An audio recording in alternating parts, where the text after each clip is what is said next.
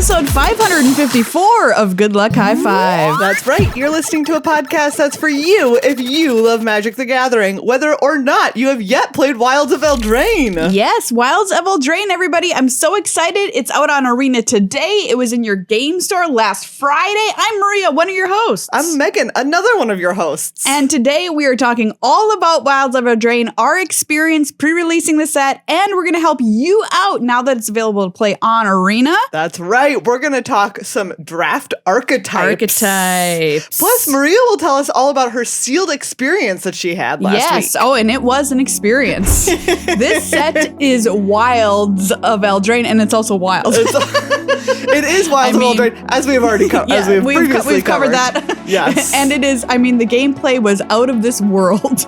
Is this set in space? Because, I mean, some things happened that I was just left shaking my head like, I can't believe that occurred. Wow. I took screenshots of some of it for you. I'm really excited. Because this was during the streamer early access event. Didn't stream it. Don't worry, you didn't miss a stream. I just played it to have content for you here this weekend because I wasn't near a game store this past weekend to play at my FLGS. But yeah, if you listen to the upkeep, you can hear Maria brag several times since she was at a cabin. I was at a cabin. It's true. Oh, there we go.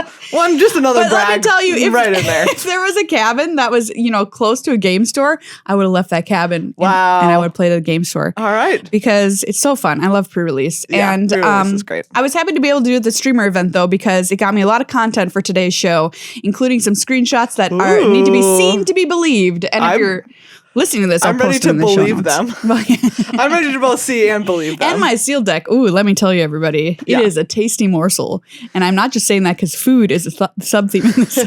Before we get started, though, of course, there are people that we have to thank. Yes. First and foremost, amongst them are you, the listeners of this show. Yes. Thank you so much to everybody who makes this show happen. By being patrons. Thank you so much to every single one of our patrons, past, present, and future. Yes. But thank you especially to the people who have become new patrons or increased their pledge in the past week. Thank you so much to Cliff. Yay, Cliff. You're keeping us from falling off an emotional cliff. So true. And a financial one, And a financial cliff. Yeah, do you know what? You're keeping us from falling off all kinds of cliffs. Thank you, Cliff. Thank you as well to Christopher. Yay! Maria, this pun's on you. Okay, well, Christopher, I wished that you'd become a patron, and you did. All right, you handled that with aplomb. That was a rough smooth one. Thank you so much to Eggmoji.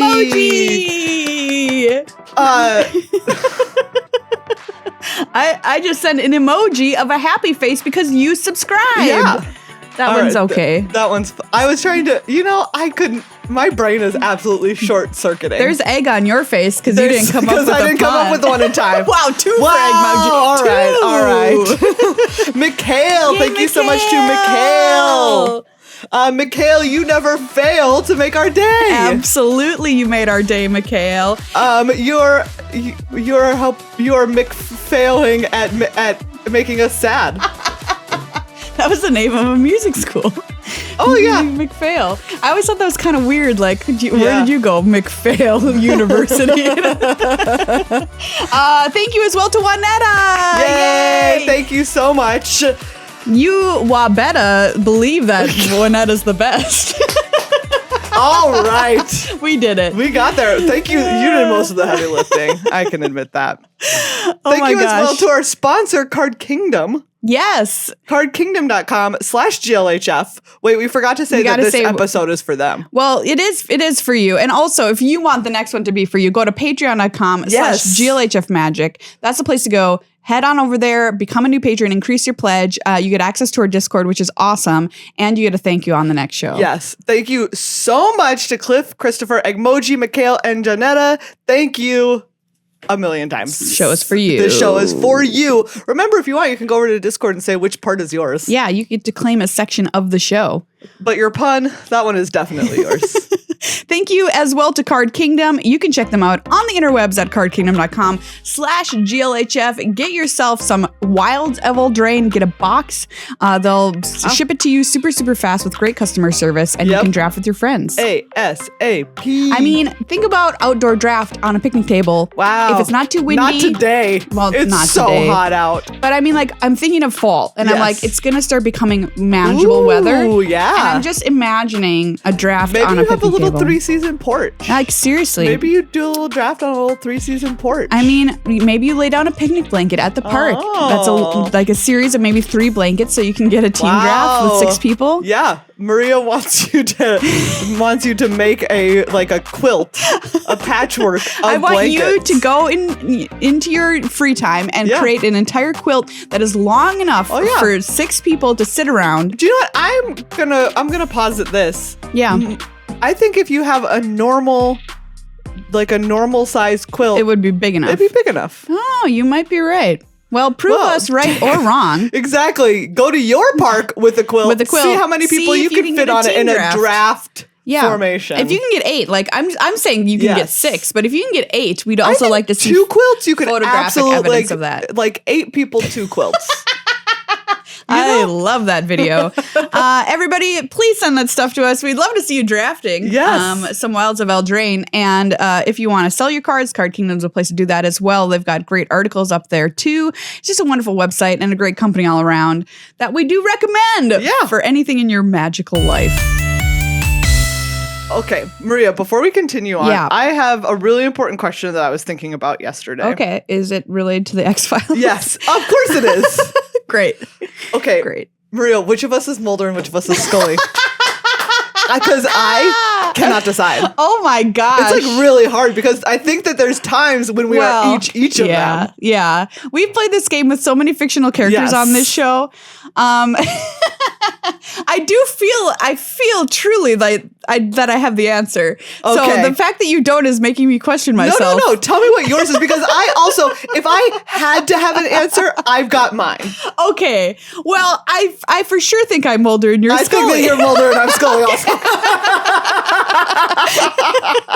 We've done this with every character under the sun. Yeah, I'm happy to do this one. Absolutely. Because I feel like I will say something that's just completely bonkers and I'm like, I have believed this for my entire life. That's true. And I will be the person who's like, I don't know about that. Okay, yep, that's correct.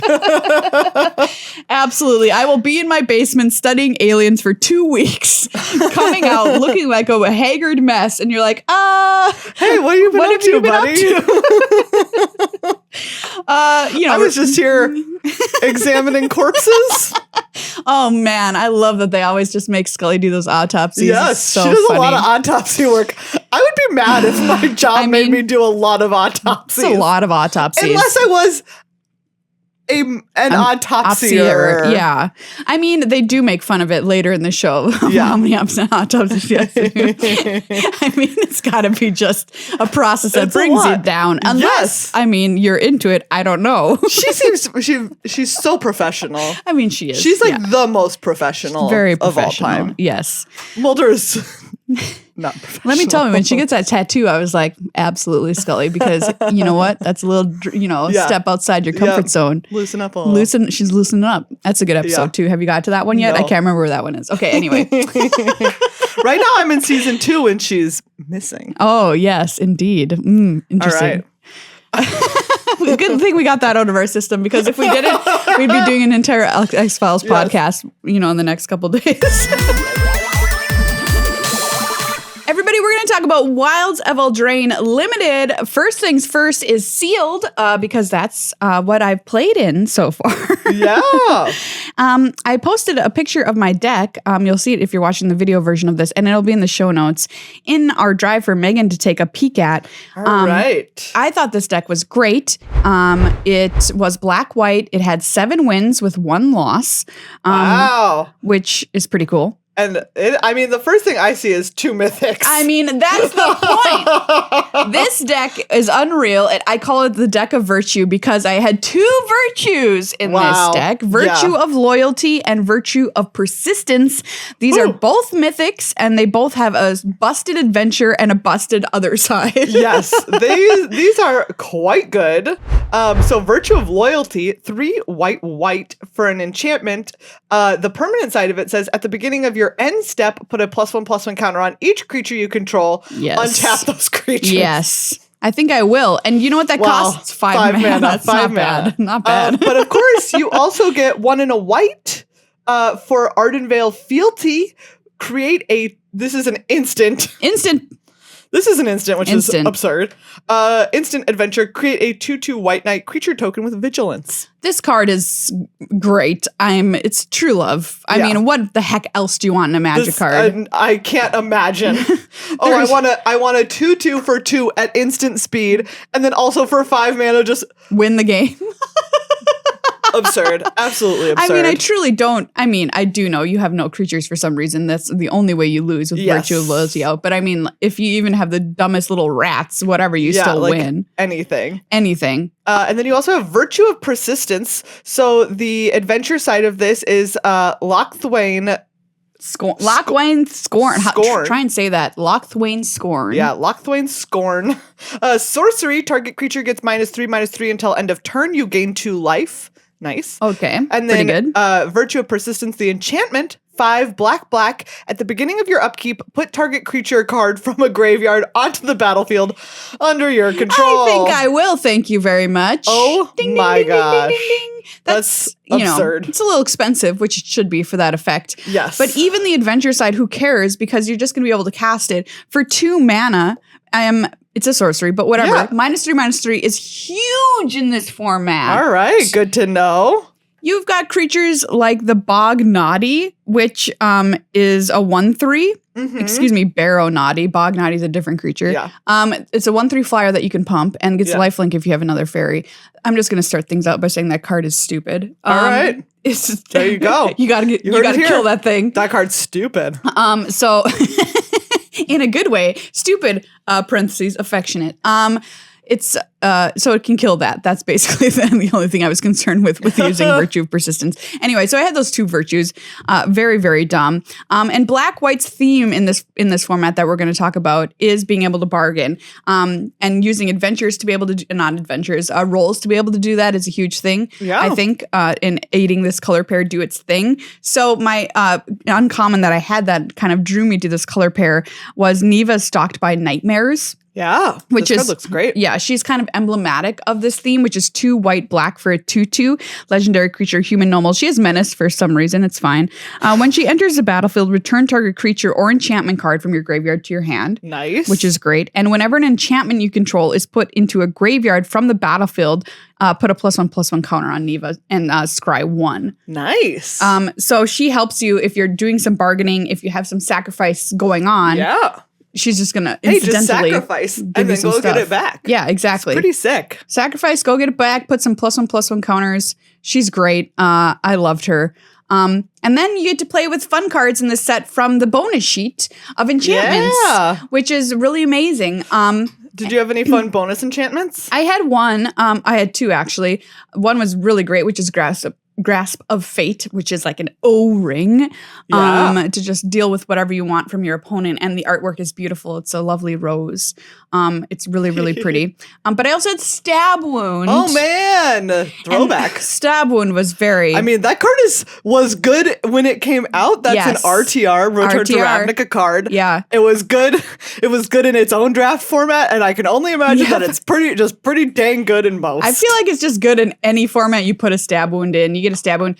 So this gives a creature -2/-2, and if it doesn't die from its Stab Wound, it slowly bleeds out, making its controller lose 2 life every turn. I mean, that's just absurd. 2 life is a lot. It's a really good card, and it just gave me all of the emotions because Return to Ravnica was the first set we ever played, and so it was fun to play with a card from that set in this set, and in a set that, I mean, gosh, I mean, I love enchantments, everybody. You know I love enchantments. And this set is about enchantments. And this color pair is about enchantments. I was just like a pig in a ball pit, to take a turn of phrase, when playing in this set, because it was just such a great time. Yeah. You also have some great removal in here. I do have a lot of excellent removal. Yes, you have Taken by Nightmares. You have The End. Yeah. Like you mentioned, you have Grasp of Fate. Stab Wound. Yeah. I had Feed the Cauldron, which gets rid of a creature with mana value 3 or less, and if it's on your turn, you can make a food token. Wow. Just a nice little bonus to help you bargain later on in life.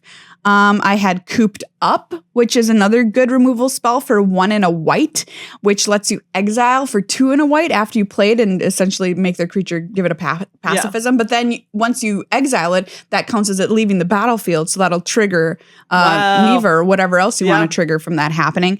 And getting a lot of removal in sealed is just generally a great thing anyway.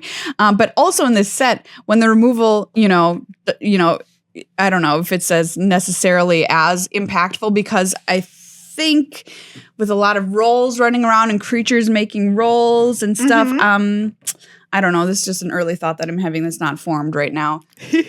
But anyway, I had a ton of removal. Nice.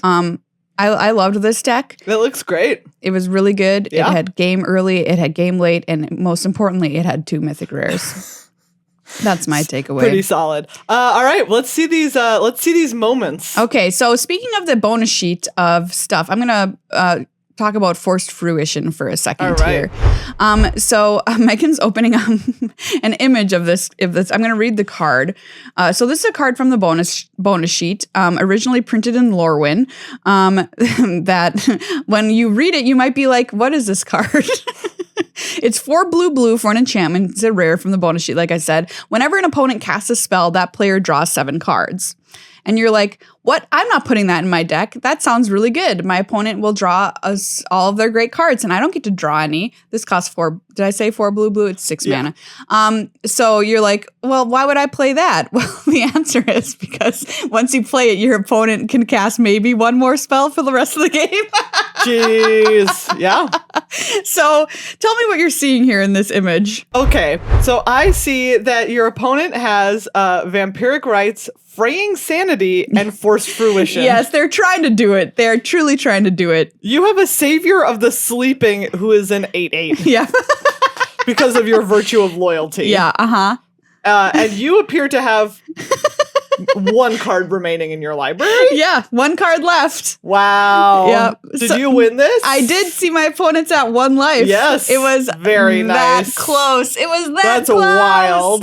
I made the mistake of, I think, casting 2 spells while Forced Fruition was in play. And then by the second time, I was like, wait, stop. I probably had to cast something, I don't know, to be able to, I don't remember. Maybe I didn't have to. But the point is, Forced Fruition, what a card. That card is... I didn't see coming. That seems wild. It is it's a good card. Of course. But in a weird way. In a weird way. In our quadrant theory, it's not good when you are losing the game. Yeah. But it is good at parity, and it is good when you're ahead. So it hits 2 of the 4 quadrants anyway. Wow. And I was just very surprised by that moment in the game. And that is very, very wild. That I was almost milled out by Forced Fruition. Very 1 card away. To being milled out. This second image I want to talk about was another very fun game. This one I lost, and I want you to tell me why. Well, Maria, there's a 7/7 tough cookie in play. That's right. And they have 3 foods, which is also relevant with tough cookies. Sure is. They only have 4 lands in play. I only have 3 in play. That I want to point out that this was true. Turn 4. Wow. How is this cookie a 7/7? This is the magic of food in this game, and a card like Tough Cookie, which is the best bear that may have ever been printed. Oh, and I see this. So they have the green saga. Yeah. Welcome to Sweet Tooth. Yeah. Which the 3rd chapter is put X +1/+1 counters on target creature you control, where X is 1 plus the number of foods you control. Yep. Mm-hmm. Well, that'll give you a 7/7, all right. That on turn 4 is in fact a tough cookie. And then you just pay the mana on tough cookie, animate your food. Yep. And you can 7, 8, 9, 10, 11 me on turn 4. Wow. That's pretty fun.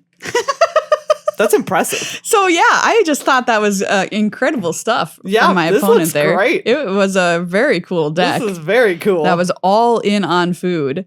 So that is something that can happen.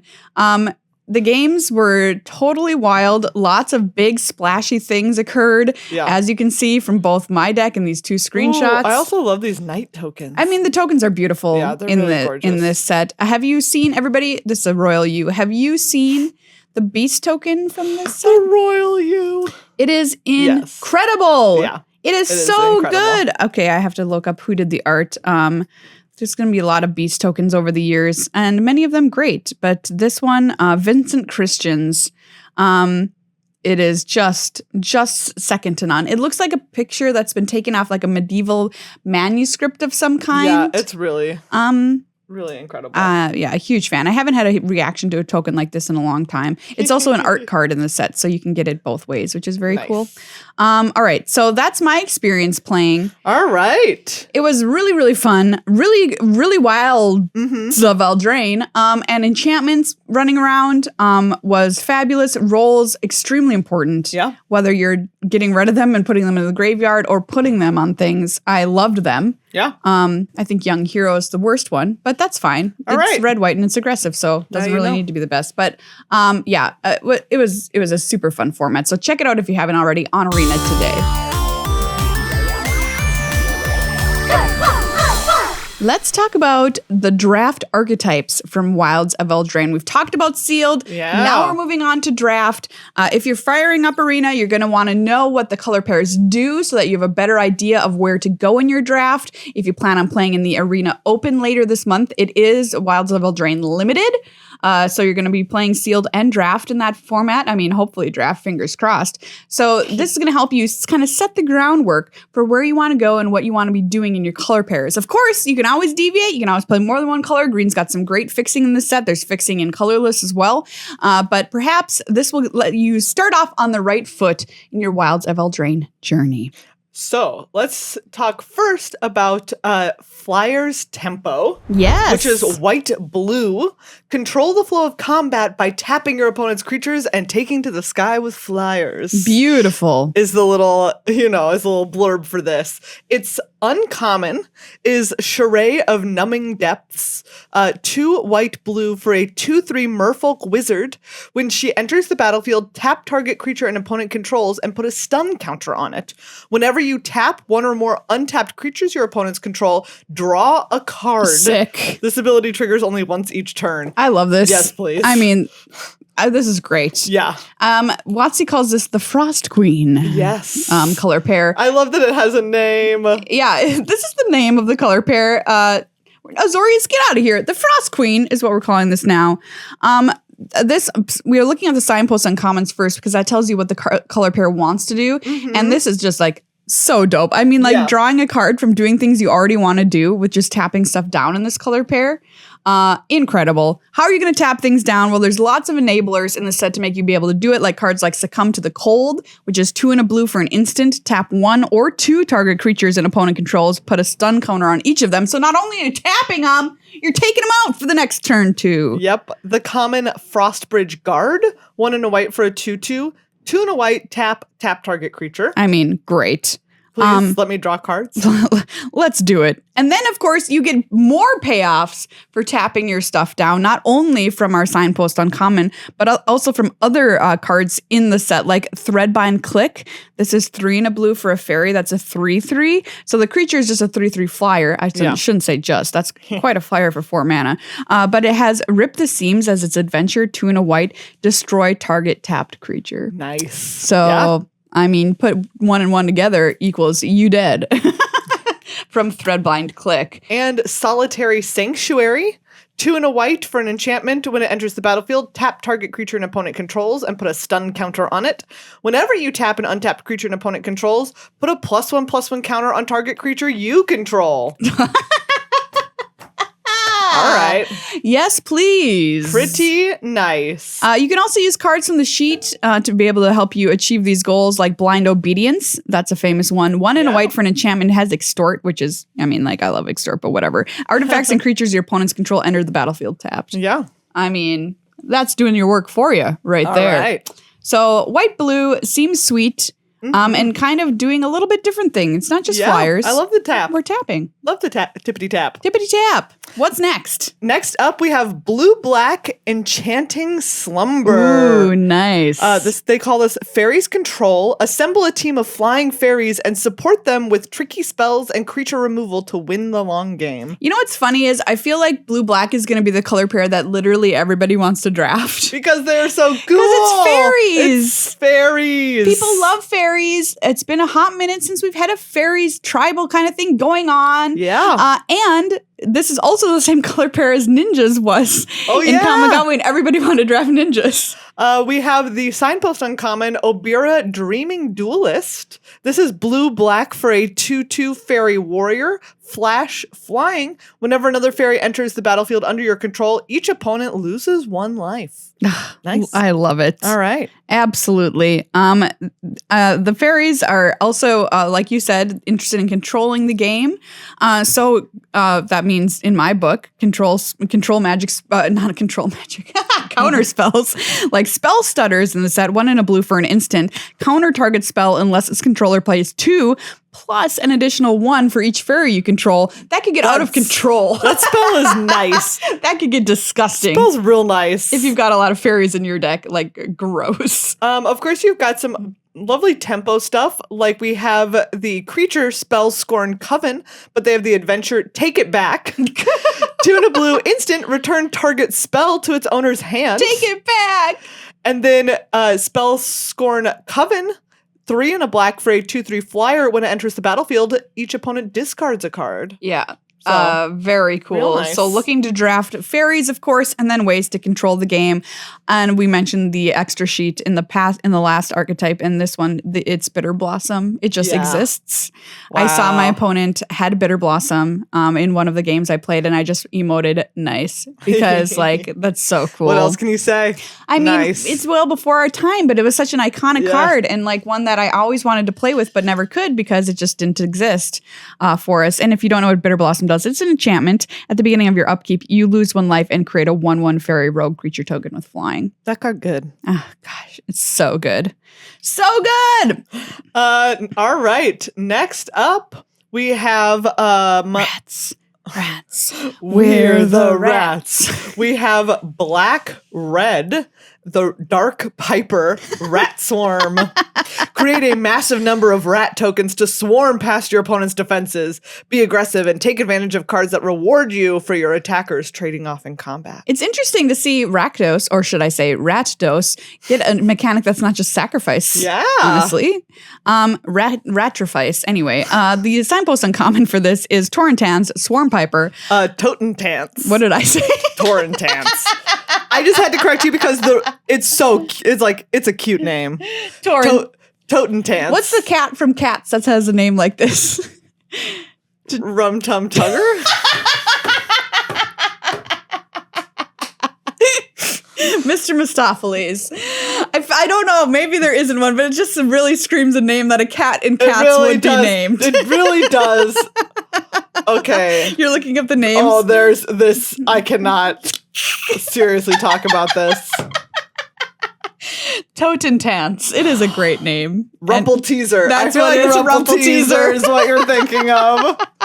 They can't print Rumple-Teaser on a card because this is a children's card game. Okay. Please, Cats the Musical Magic the Gathering crossover. The crossover no one is asking for. No one. Not a single human being on this earth wants it to happen.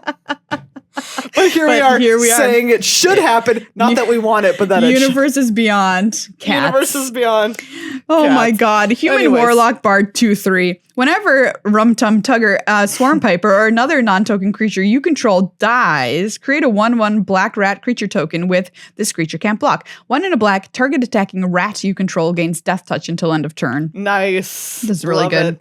This guy's real spooky. Beware of him. I mean, I'm scared. Yeah. Rats, by the way, is better than you think it is. That's just what I'm going to say. I believe that. Those little rats, they'll get you. They'll get you. We have the common gnawing crescendo, which is kind of terrifying. 2 in a red, instant creatures you control get +2/+0 until end of turn. Whenever a non-token creature you control dies this turn, create a 1/1 black rat creature token with this creature can't block. See, they just never end. The rats never end. Rats. They're the rats. They're the rats. Also, Lord Skitter Sewer King is real cute. I love Lord. What's his name? Lord Skitter. I want to call it this common Voracious Vermin, which is a 2/1 for 2 and a black. When it enters the battlefield, you make a rat. Whenever another creature you control dies, put a +1/+1 counter on Voracious Vermin. So it's really good because you're making yourself your army, and also you don't care when your army dies. Like, they're going to block it, but then they're like, oh shoot, Voracious Vermin is getting really big and out of control. Yeah. So beware the rats, I guess is what I'm saying to you. Beware the rats. Beware the rats. You get fun with a sheet and card like Vampiric Rites, which is single black. 1 in a black, sacrifice a creature, you gain a life and draw a card. Nice. Sack your rats. Sack your rats for value. And also make more rats. Make more rats.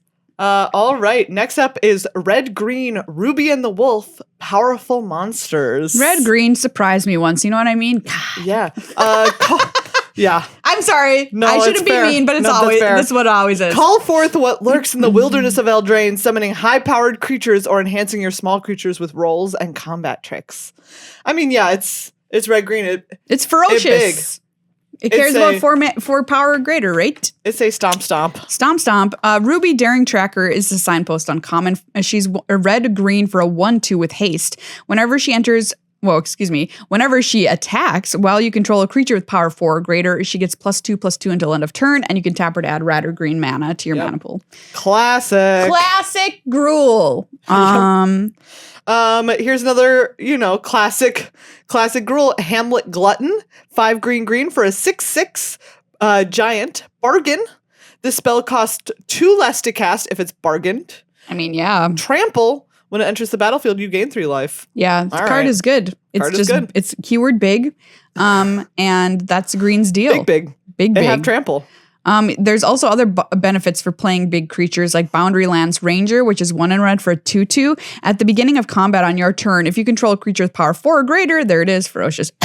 You may discard a card if you do draw a card. Nice. So a nice little benefit early on for having big creatures.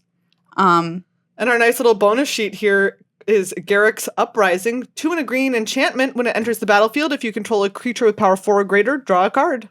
Yeah. Whenever a creature with power 4 or greater enters the battlefield under your control, draw a card. And creatures you control have trample. Yeah. I mean, pretty nice. And if your creatures are turning out not to be big enough, there's lots of pump spells in this set as well.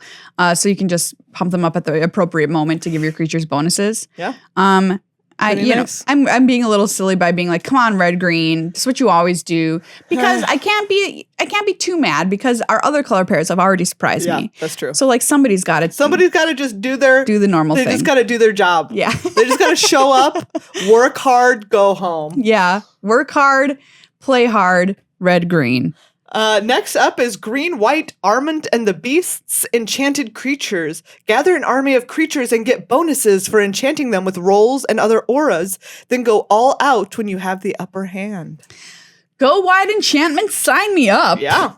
This sounds Your great. Jam. Absolutely. I mean, this whole set is kind of feeling like my jam, I'm being honest with you. Yeah.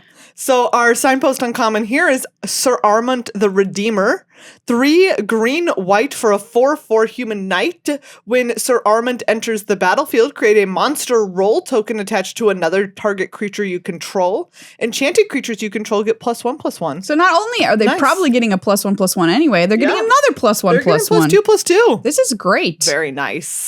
There's ways to give your creatures rolls baked into cards here because of adventure. Ferocious Werefox, 3 and a green. It's a 4/3 with trample normally, but it also has an instant guard change for 1 and a green. Create a monster roll token attached to target creature you control. Monster roll, by the way, gets +1/+1 in trample. Yeah. So nice. Very, very good. Just some tramples, Some nice tramples. Nice tramples. This would be a great home for my mythic uncommon, my mythic mythic that was in my sealed deck. Just your regular, it's a mythic. They knew how powerful it was, mythic. It was my virtue of loyalty. This would be a great home for that if I was playing green, but I was playing black for removal. Speaking of your sealed deck, black, white, pale as snow, bargain mid-range. Yes. Make use of the bargain and roll mechanics and get rewarded for your creatures and enchantments going to the graveyard. Yeah, and we already talked about the signpost uncommon for this color pair, Neva Stalked by Nightmares, that 2/2 that grows when you put stuff into the graveyard. It's a fabulous archetype. It's really, really fun to be able to put your rolls on things and then not care when they leave. In fact, you're kind of happy about it. Like a card like Protective Parents, which is 2 and a white. This is a common for a 3/2. When it dies, create a young hero roll attached to up to 1 target creature you control. And I got to be real with you, like Protective Parents, you're set on this earth to die, honestly, so that you can put that roll onto something, and then that which is a flavor win. Yeah, I mean. But here's the other thing: you kind of also want that kid to die because you want that benefit from the roll going to the graveyard. I know it's dark. It's real dark. It's not the first time Magic's gotten a little dark with its flavor, let me tell you.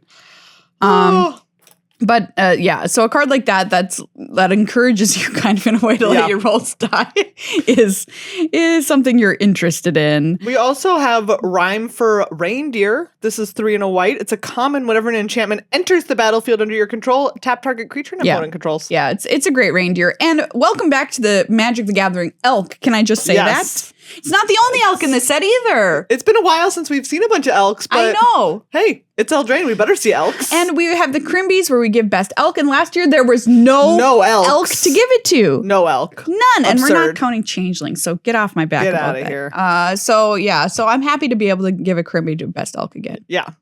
Next up, blue-red, the Magician's Misstep, Spells Matter. Go aggressive or be more controlling with a flurry of bewitching instants and sorceries to keep your opponents off balance. The signpost uncommon for red-blue is Johann, Apprentice Sorcerer. Yeah. Talked about this card with Judge Rob.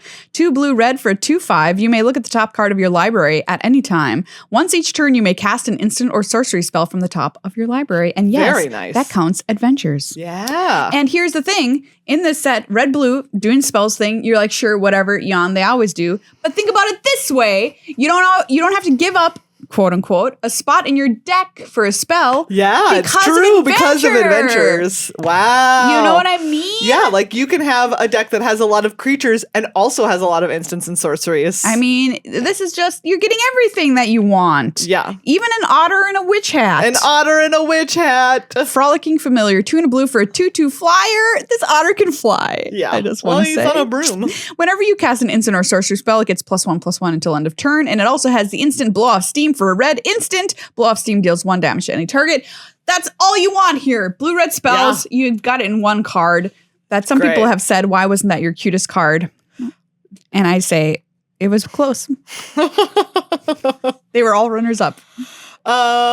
Next up, we have black-green Greta Witch Hunter, food mid-range. Creature removal and life gain will help stave off your opponent's attacks until you're able to command the board with big creatures and food rewards. I mean, draft tough cookie, you know what I mean? Yeah. In this archetype. We have Greta Sweet Tooth Scourge, 1 black-green for a 3/3 human warrior. When Greta enters the battlefield, create a food token.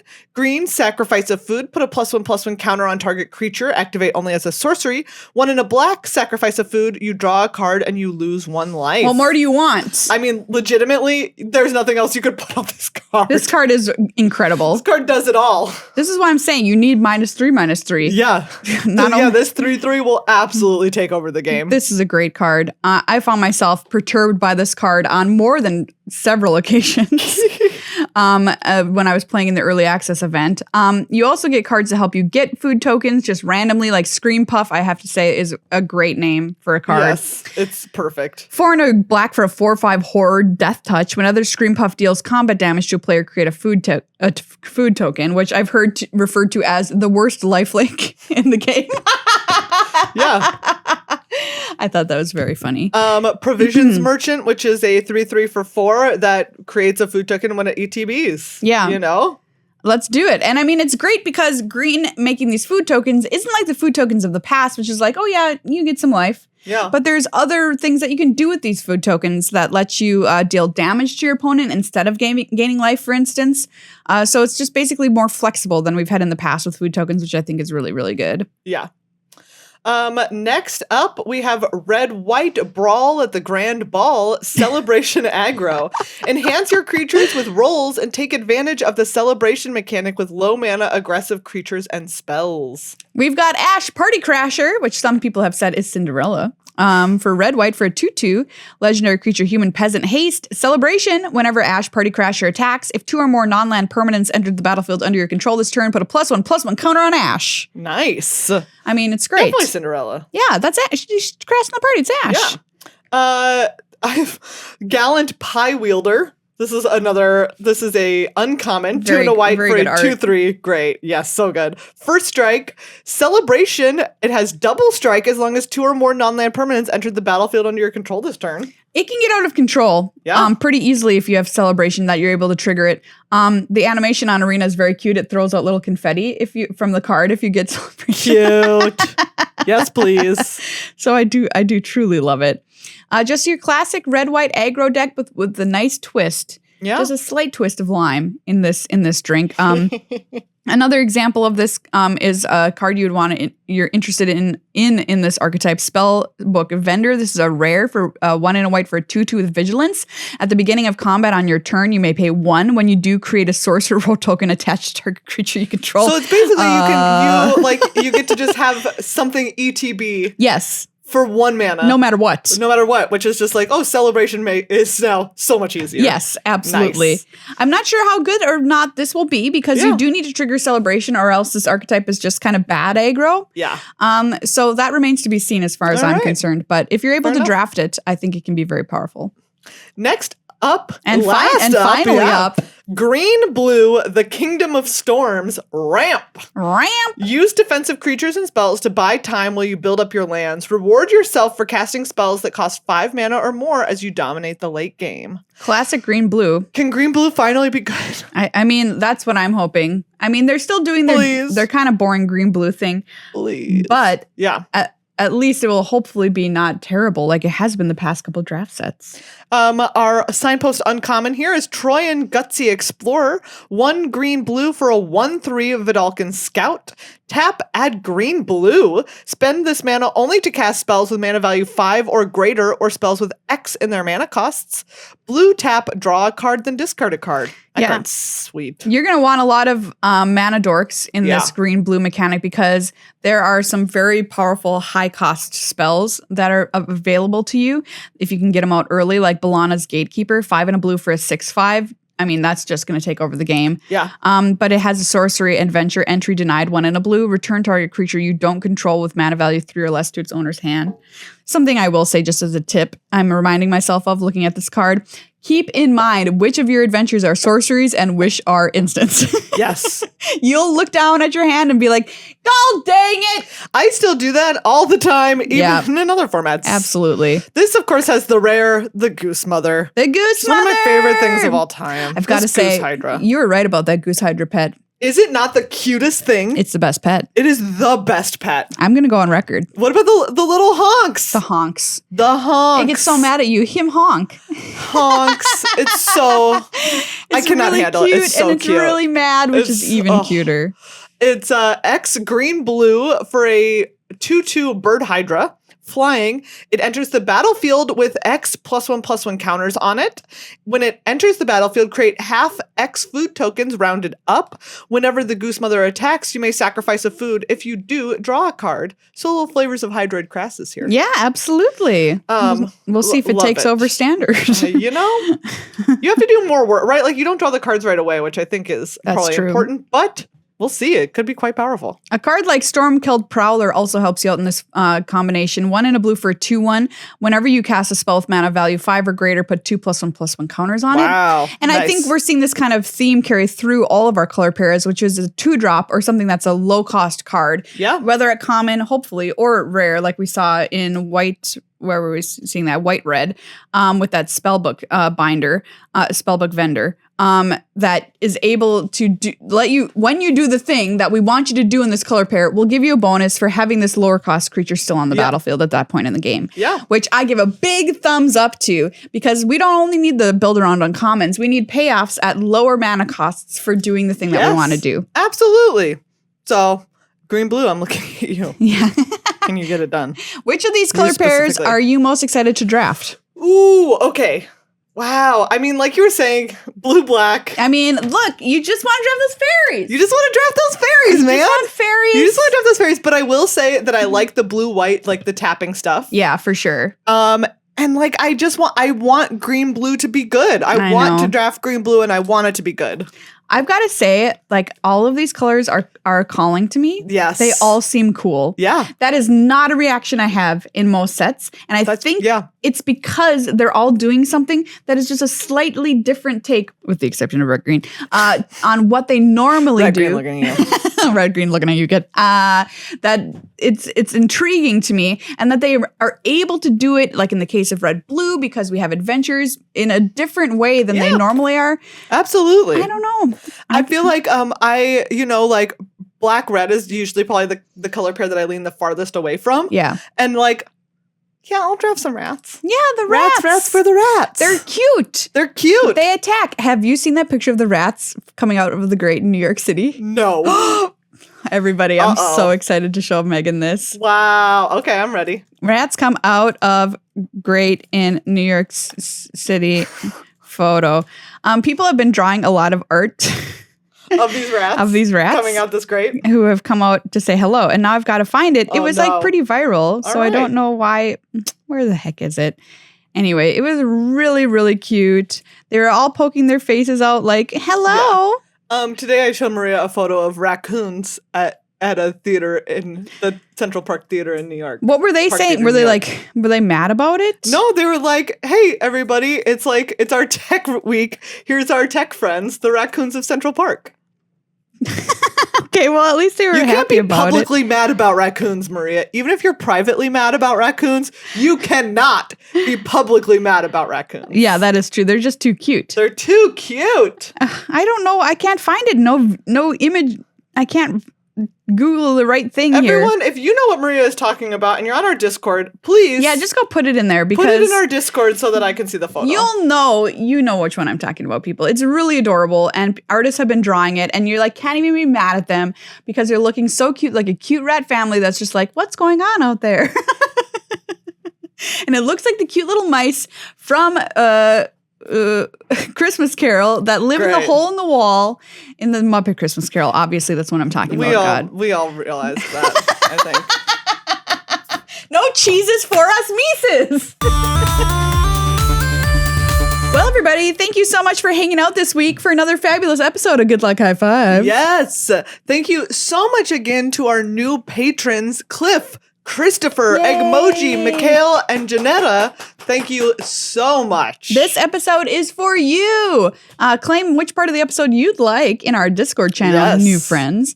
It's the best place to hang out in Magic. And if you want to become a part of it, you just need to increase your pledge or become a new patron before our next episode. We'll also give you a shout out and dedicate the episode to you. To you. And it's an exciting episode next week. It is an exciting episode next week. That's where we take a deep dive into the draft data. How about that? And find out what we've been doing wrong for the past week. Well, and the answer for me is always a lot.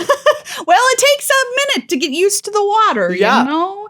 And we've got our foundation now with the draft archetypes, and we're going to build upon it next week with the data that's built upon. We're built uponing it next week to find out what we can do better and talk about which specific cards you should be looking at in your draft. Great. So if you want that episode to be dedicated to you, you know what to do. Patreon.com/GLHF Magic.